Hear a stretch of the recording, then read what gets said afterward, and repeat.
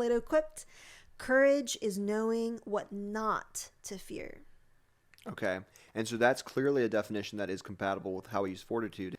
So we essentially to this day have the same four cardinal virtues as Plato identified. Yeah. And what Aristotle is speaking to, so Aristotle believes that when it comes to virtue, that the rule of the golden mean is in effect, which is to say that all virtuous action is not an extreme, is not something that you need more and more and more of to perfect that trait. It's actually a middle ground. It's a neutral zone. So in the case of courage, like you said, on one side is timidity, and on the other side is recklessness, where courage is in the middle. Courage is the ability to act when necessary, whether we're saying to resist an evil or to act in a good way, to maybe self-sacrifice.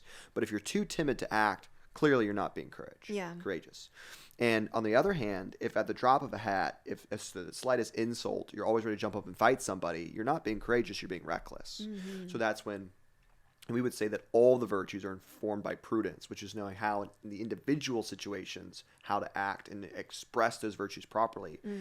I didn't know that Plato had the same cardinal virtues that the Catholic Church does, but we also generally have the same virtues that Aristotle believed in. Isn't that cool? It is very cool. So back to the Greek. I mean, the Greeks influenced the American system of government, which is interesting that you have the Greeks and the Romans have this essentially a democratic republic, and that model of government gets lost throughout the Middle Ages, and then America is really the nation that revives it.